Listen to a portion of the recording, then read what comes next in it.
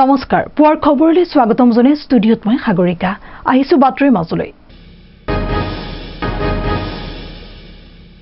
বসন্তৰ পৰশ লৈ ধৰাৰ বুকুলৈ আহিল প্ৰাণৰ উৎসৱ হোলী গীতেৰে গুঞ্জৰিত বৈকুণ্ঠপুৰী খ্যাত বৰপেটা সত্ৰ ৰাজ্যৰ সমান্তৰালকৈ ভৱানীপুৰ সত্ৰতো দোল মহোৎসৱৰ আনন্দ তিনিদিনীয়াকৈ বৰ্ণাঢ্য কাৰ্যসূচীৰে ভৱানীপুৰ সত্ৰতো উদযাপন শ্ৰীকৃষ্ণৰ দোল মহোৎসৱ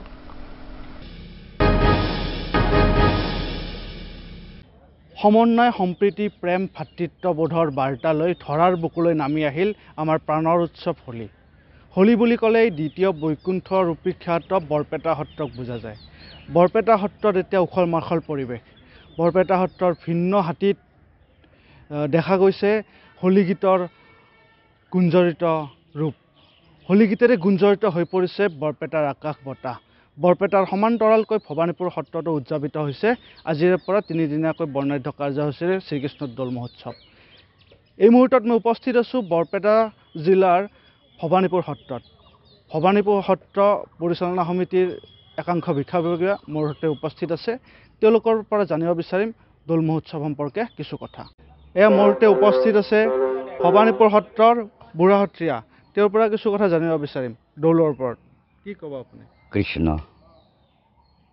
এই শ্ৰী শ্ৰী কৃষ্ণৰ দৌল যাত্ৰা মহাপুৰুষ শংকৰদেৱে যেতিয়া 6 বছৰ কাল উৰিষ্যাত থাকি তেতিয়া উৰিষ্যাত জগন্নাথপুৰী এই দৌল যাত্ৰা তেওঁ নিজে নিৰ্দেশন কৰি অসমলৈ অহাৰ পিছত প্ৰথমতে বৰদোৱা সত্ৰতে তেওঁ এই দৌল উৎসৱটো প্ৰথমতে আৰম্ভ কৰে আৰু এই দৌল উৎসৱৰ ফাকুৱাৰ কাৰণে মাধৱদেৱক তেতিলে পাহাৰৰ ওচৰলৈ যাই ফাকু গছৰ পৰা ফাকু আনিবলৈ তেওঁ নিৰ্দেশ দিয়ে আৰু ফাকু হোলী খেলে তাৰপিছত লাহে লাহে নামনি অসমলৈ দৌল উৎসৱটো আহি গ'ল প্ৰথমতে আমাৰ বৈকুণ্ঠ সদৃশ বৰপেটা সত্ৰতে দৌল উৎসৱ প্ৰথম হয় তাৰপিছত নানান সত্ৰত নানান স্থানত দৌল উৎসৱ হয় লাহে আমাৰ ভৱানীপুৰ সত্ৰতো পৰম্পৰাৰ পৰা এই দৌল উৎসৱ আহি আছে আৰু এইবুলিও এই দৌল উৎসৱ সংক্ৰান্তত আমি সকলো ভৱানীপুৰ ৰাইজে লগ লাগি দৌল উৎসৱটো সম্পূৰ্ণভাৱে 3 দিনীয়া কাৰ্যসূচীৰে চলাই নিয়াৰ কাৰণে আমি মনোনীত কৰিছোঁ এইখিনি মোৰ ক'ব লগা নিশ্চয়কৈ ইয়াতো উলহ মালহেৰে উদযাপিত হোৱা দেখা গৈছে দৌল মহোৎসৱ হোলী গীতেৰে গুঞ্জৰিত হৈ পৰিছে ভৱানীপুৰ আকাশ বতাহ মোৰ সৈতে উপস্থিত আছে ভৱানীপুৰ সত্ৰ পৰিচালনা সমিতিৰ সভাপতি তেওঁৰ পৰা কাৰ্যসূচী সম্পৰ্কে জানিব বিচাৰিম কৃষ্ণায় বাসুদেৱায় দৈৱকী নন্দনস্য নন্দ গোপকুমাৰ গোবিন্দায় নমো নমস্কাৰ ভৱানীপুৰ সত্ৰত এই দৌল উৎসৱ আজি নহয় আমাৰ আজো ককাসকলৰ দিনৰ পৰা ইয়াত এই উৎসৱটো চলি আছে আৰু এই যিটো উৎসৱ চলা হয় ইয়াতে আমাৰ বৰপেটা জিলাৰ বৰপেটা সত্ৰৰ নিয়মীয়াকৈ এই উৎসৱটো প্ৰচাৰ হয় আৰু প্ৰতি বছৰে এই উৎসৱটো মহা ধুমধামেৰে পালন কৰা হয় আদিতে ইয়াত অকল জ্যেষ্ঠ মানুহখিনি বা ভকতখিনিয়ে জড়িত আছিল কিন্তু বৰ্তমান অৱস্থাত ইয়াত নতুন প্ৰজন্মই আগবাঢ়ি আহিছে আৰু সকলো ক্ষেত্ৰতে নতুন প্ৰজন্মই ইয়াত আগভাগ লয় আৰু এইবেলি আমাৰ 3দিনীয়া বৰ্ণাঢ্য কাৰ্যসূচীৰে আমাৰ এই দৌল উৎসৱ পালন কৰা হ'ব আজি প্ৰথম দিন আৰু প্ৰথম দিনৰ ৰাতিপুৱা কাৰ্যসূচী আছিল আমাৰ চাফাই অভিযান তাৰপিছত সত্ৰত নাম প্ৰসংগ আছিল আৰু আবেলি আমাৰ ভৱানীপুৰ আঞ্চলিক ছাত্ৰ সন্থাৰ উদ্যোগত আৰু সত্ৰ পৰিচালনা সমিতিৰ সহযোগত ইয়াত হোলী উৎসৱ প্ৰতিযোগিতা আয়োজিত হ'ব আৰু তাৰপিছত ৰাতি হোলিকা দহন আতচবাজী প্ৰদৰ্শন এইবিলাক কৰা হ'ব আৰু এইখিনি কৰিয়ে আজিৰ এই উৎসৱটো সমাপিত হ'ব লগতে অহাকালি আকৌ ৰাতিপুৱাৰ পৰাই এই আমাৰ পৰিৱেশ নিকাকৰণ আছে আমাৰ স্থানীয় হেপী ক্লাবৰ দ্বাৰা তাৰপিছত সত্ৰত নাম প্ৰসংগ হ'ব আৰু সত্ৰত নাম প্ৰসংগ হোৱাৰ পিছত ইয়াতে শ্ৰীকৃষ্ণৰ সৰুকালৰ দৃশ্য কিছুমান দেখুওৱা হ'ব আৰু তাৰপিছত আবেলি আমাৰ সম্বৰ্ধনা অনুষ্ঠান আছে বিশেষ কাৰ্যসূচী আছে সাংস্কৃতিক সন্ধিয়া আছে আৰু অহা পৰহি নিশ্চয়কৈ ইয়াত বিভিন্ন কাৰ্যসূচীৰে উদযাপিত হোৱা বুলি জানিব পৰা গৈছে শ্ৰীকৃষ্ণৰ দৌল মহোৎসৱ আবিৰৰ যি ৰং সেই ৰঙেৰে উপচি পৰিব ভবানীপুৰ সত্ৰ আন ঠাইৰ দৰে। ওদালগুৰিৰ শ্ৰীমন্ত শংকৰদেৱ সত্ৰত দৌল উৎসৱৰ আনন্দ। আতচবাজি মেজি প্ৰজ্বলন আলোকসজ্জাৰে উখল মাখল পৰিৱেশ। বড়ো ৰাভা ভাষাতো পৰিৱেশিত হ'ল হোলী গীত। বিটিচিৰ মুখ্য কাৰ্যবাহী সদস্য প্ৰমোদ বড়োৱে আতচবাজি প্ৰদৰ্শনেৰে অনুষ্ঠানটো শুভাৰম্ভ কৰাৰ লগতে উপস্থিত থাকে সাংসদ দিলীপ শইকীয়াও।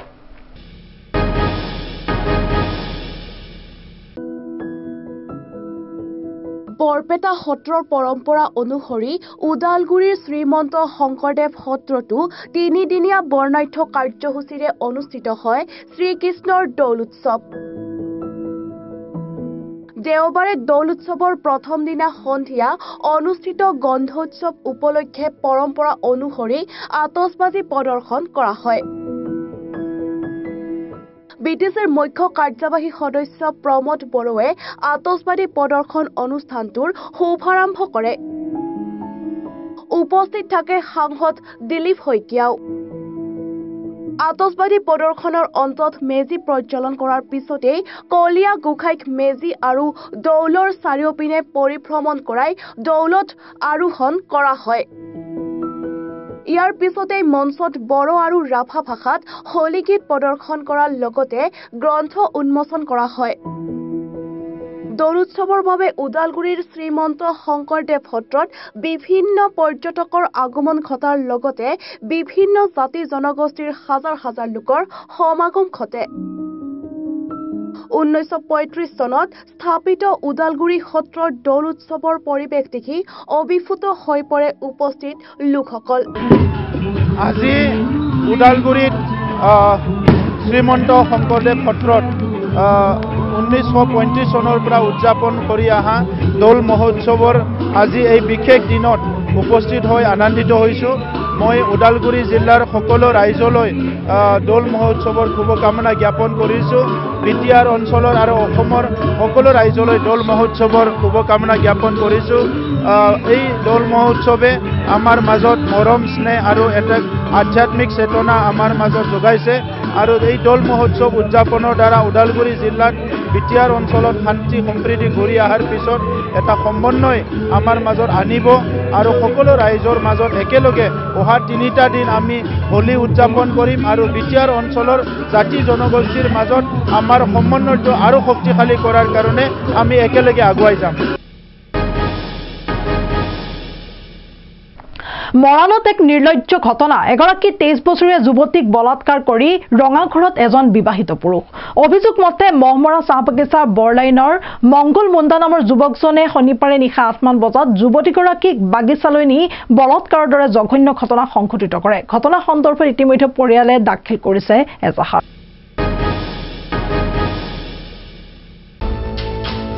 মৰাণত সংঘটিত হৈছে এক নিৰ্লজ্জ ঘটনা।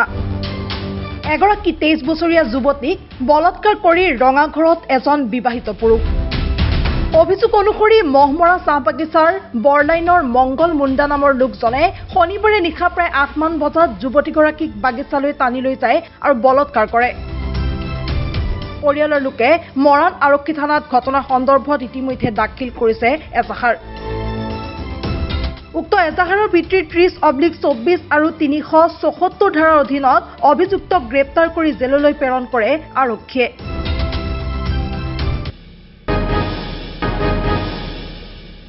তিনিচুকীয়াত হাতী মানুহৰ সংঘাত। বন্যহস্তীৰ আক্ৰমণত এজনৰ মৃত্যু।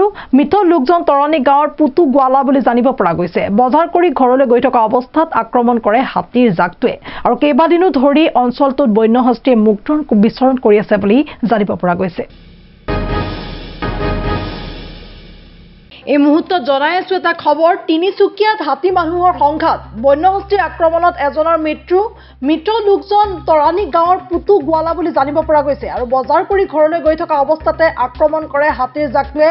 কেইবাদিনো ধৰি অঞ্চলটোত বন্যহস্তীৰ মুক্ত বিচৰণ। এই মুহূৰ্তত আমি পুনৰবাৰ জনাইছো, আমি ধাৰাবাহিকভাৱে সম্প্ৰচাৰ কৰি আহিছো হাতী মানুহৰ সংঘাতৰ বাতৰি আৰু এইবাৰ পুনৰ তিনিচুকীয়াত সংঘটিত হৈছে হাতী মানুহৰ সংঘাত। এইবাৰ বন্যহস্তীৰ আক্ৰমণত এজনৰ মৃত্যু হৈছে আৰু মৃত্যু হোৱা লোকজন গাঁও তৰাণী গাঁৱৰ পুতু গোৱালা বুলি জানিব পৰা গৈছে। বজাৰ কৰি ঘৰলৈ গৈ থকা অৱস্থাত আক্ৰমণ কৰে হাতীৰ জাকটোৱে আৰু হাতীৰ জাকটোৱে কেইবাদিনো ধৰি অঞ্চলটোক মুক্ত বিচৰণ কৰি আছিল বুলি জানিব পৰা গৈছে। এই মুহূৰ্তত সবিশেষ জনাইছো।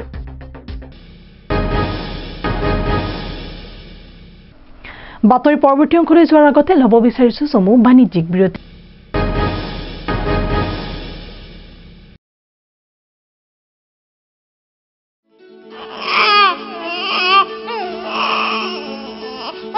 অভিনন্দন, আপোনাৰ এজনী ছোৱালী জন্ম হৈছে।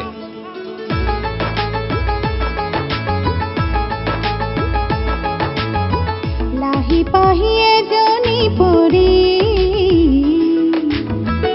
আহিলে ঘৰখন উজলি।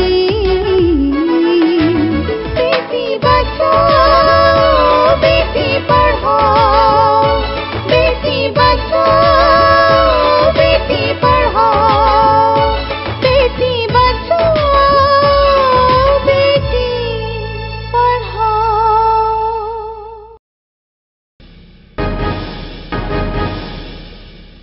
বিৰতিৰ পিছত পুনৰ উভতি আহিছো বাতৰিৰ মাজলৈ। দেৰগাঁৱত ভয়ংকৰ পথ দুৰ্ঘটনা। দেওবাৰে সন্ধিয়া প্ৰায় 8 বজাত সংঘটিত হৈছে এই ভয়ংকৰ দুৰ্ঘটনাটো। তীব্ৰবেগী অচিনাক্ত বাহনৰ খুন্দাত থিতাতে নিহত এজন আৰু নিহত লোকজন স্থানীয় অৰ্জুন থাপা বুলি ইতিমধ্যে চিনাক্ত কৰা হৈছে। আৰু ঘটনা সংঘটিত কৰিয়ে বাহনসহ পলায়ন কৰে চালক আৰু ঘটনাস্থলীত দেৰগাঁও আৰক্ষী উপস্থিত হৈ আৰম্ভ কৰিছে অনুসন্ধান।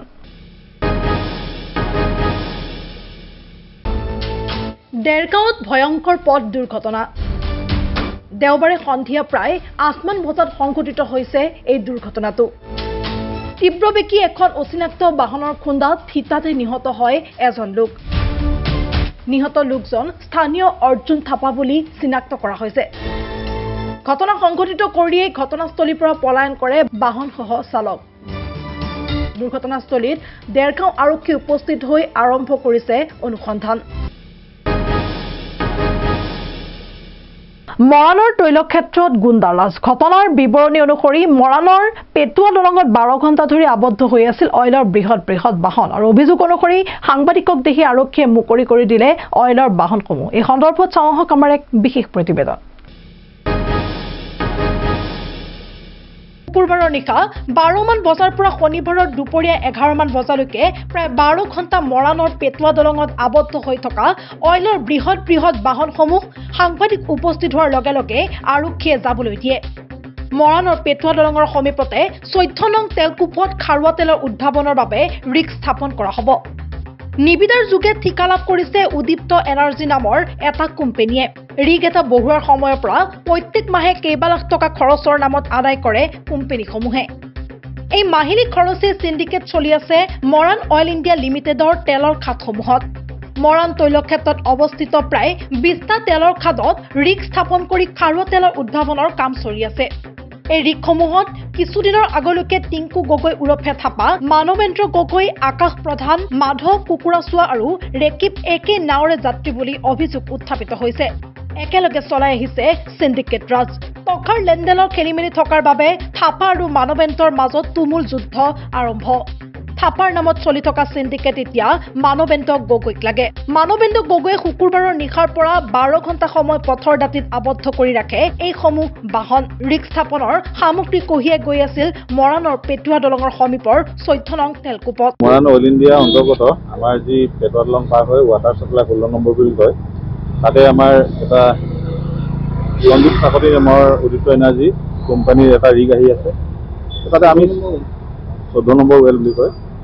তাতে আমি স্থানীয় ব্যক্তি হিচাপে আমি নিবনুৱা ল'ৰা যিহেতু, সেইকাৰণে আমি ইয়াতে কাম বিচাৰি তেখেতৰ মালিকৰ ওচৰলৈ গৈছিলোঁ। মালিকক লগো পোৱা নাই আৰু ফোন মাৰিলে তেখেতৰ কোনো ৰেছপন্সো নাই।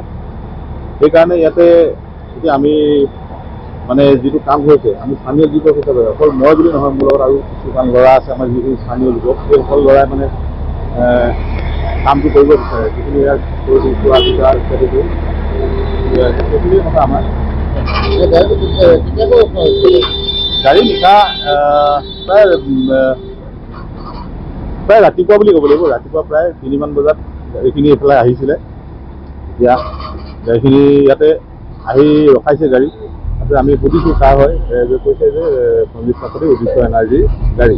তো সেইকাৰণে আমি স্থানীয় যুৱক হিচাপে আমি গাড়ীখিনি ৰখোৱা বুলি কথা নাই। ইয়াতে আমি যিটো ৰিগ হ'ব 14 নম্বৰ ৱেল যিটো ৱাটাৰ ছাপ্লাই, তাতে আমি নিবনুৱা যুৱক হিচাপে আমি আমাৰো কৰ্মসংস্থাপন লাগে। কাৰণ মালিক পক্ষক ফোন কৰিলে কোনো ফোনৰ প্ৰত্যুত্তৰ নিদিয়ে তেখেতে। আৰু দ্বিতীয় কথা হ'ল কি, আমি যিহেতু ইয়াৰ একেবাৰে স্থানীয় ব্যক্তি, আমি নিবনুৱা হিচাপেতো আমি কাম বিচৰাটো আমাৰ যুক্তি আছে। কাৰণ তেখেতক লগ কৰিব গ'লেও নাপাওঁ, ফোনো ৰেছপন্স নকৰে, মানে তেখেতে একো গুৰুত্বই নিদিয়ে।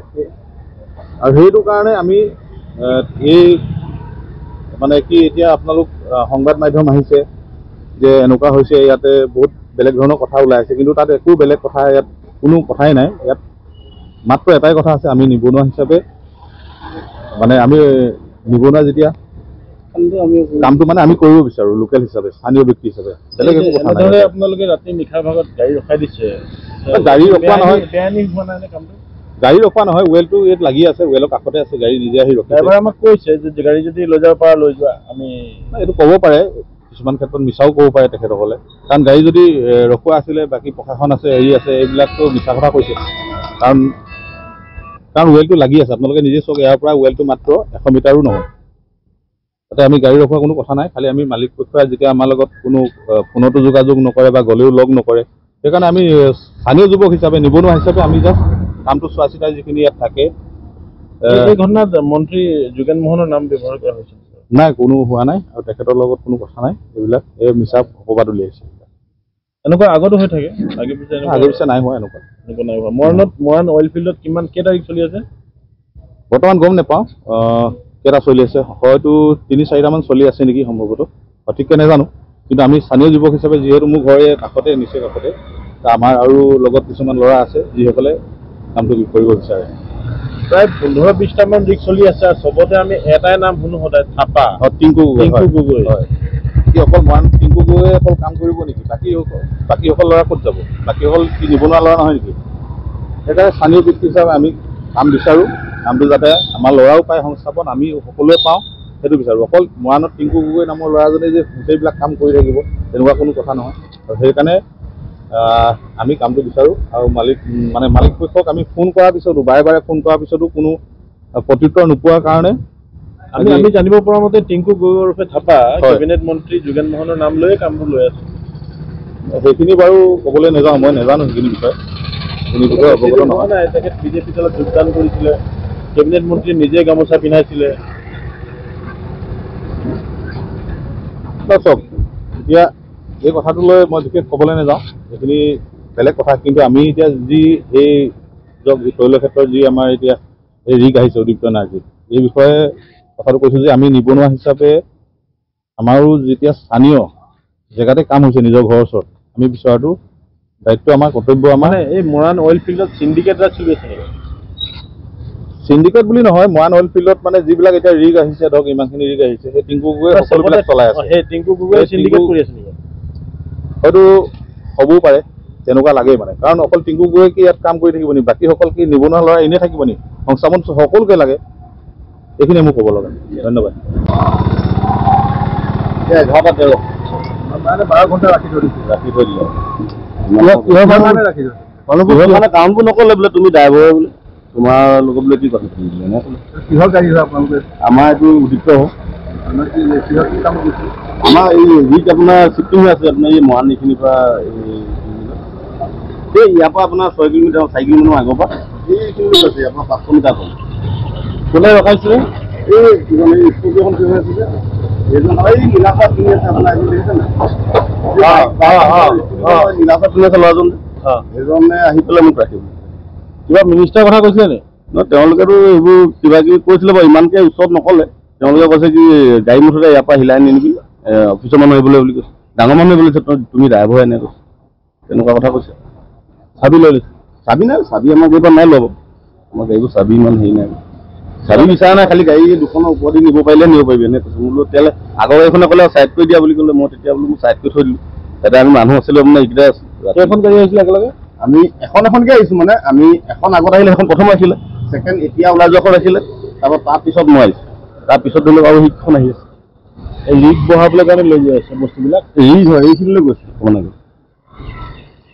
মিনিষ্টাৰ কথা কৈছে তেওঁলোকে অকণমান কিবা হেৰি বুলি কৈছিলে মোক অফিচৰ মানুহৰ কথাই কৈছিলে কিন্তু আৰু মিনিষ্টাৰ কথা এনেকৈ তেনেকৈ কোৱা নাই মানে কিবা বিজেপিৰ দলৰ কথা কৈছে নেকি কাৰোবাক কৈছিল নাই মই এখন সেইকেইখন গাড়ী বহুত দেৰি পৰা ৰাখি থ'লো কেলৈ মই আকৌ অকণমান পিছত আহিলোঁ মোক আকৌ আগৰ গাড়ীখনে ক'লে ঠিক আছে তই চাইড কৰি দে বুলি ক'লে মানে সেইটো কাৰণে সিহঁতক যদি কৈছিলে মই সেই কথাটো পাৰফেক্ট ক'ব নোৱাৰে এনেকুৱা আগতো হৈছিলে ঘটনা এনেকুৱা আমাৰ ৱেল চাইডত চলিয়ে থাকে প্ৰায় এইবোৰ কি হয় আচলতে বন্ধ চন্ধ কৰিয়ে থাকে এইবোৰ কি হয় ধৰি লওক কোনোবা ধৰি লওক এতিয়া কিবা লোকেল কিবা প্ৰব্লেমৰ কাৰণে ৰাখি দিয়ে আমাৰ তেনেকুৱা চলি থাকে লোকেল গুণ্ডা টাইপ তেনেকুৱা চাহি গ'ল কাৰণটো কি ক'লে কাৰণটো মোক নক'লে আপুনি খালি গাড়ীখন বোলে এই দুখন ওপৰদিহে নিব লাগিব বুলি ক'লে মই আকৌ ওপৰদি কেনেকৈ নিম মই কিনা কৰি দিলোঁ পুলিচ আহিছে না ৰাতি অহা নাছিল এতিয়া আহিছে ৰাতি কেইটা বজাত ৰখাইছিল ৰাতি 12:30 এতিয়ালৈকে আৰু ৰৈ আছে এতিয়ালৈকে এতিয়া সময় কিমান হৈছে এতিয়া 11:00 12 ঘণ্টা হৈ গ'ল 11:15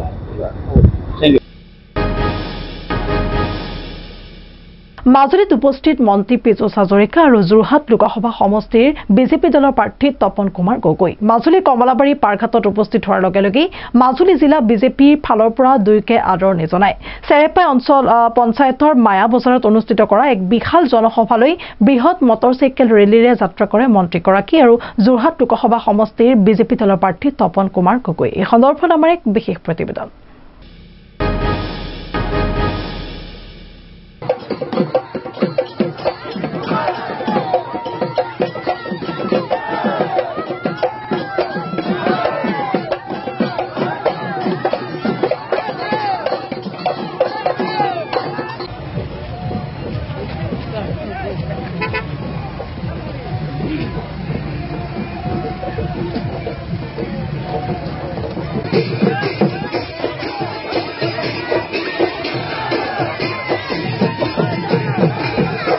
দেখা পাইছো তালে গৈছো সকলো কাৰ্যকৰী আমি তালে দেখা পাইছো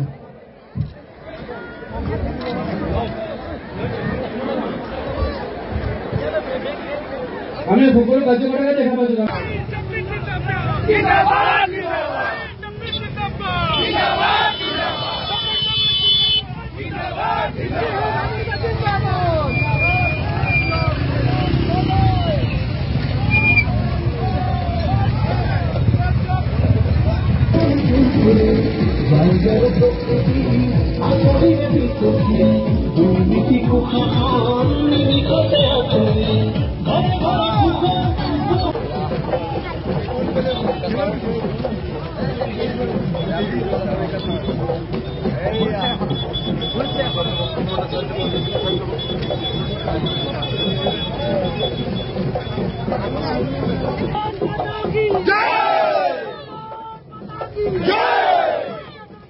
সভাপতি প্ৰেমদৰ দলীয় ডাঙৰীয়া আৰু সকলোকে আমি সম্বৰ্ধনা জ্ঞাপন কৰিবৰ বাবে অনুৰোধ জনাইছো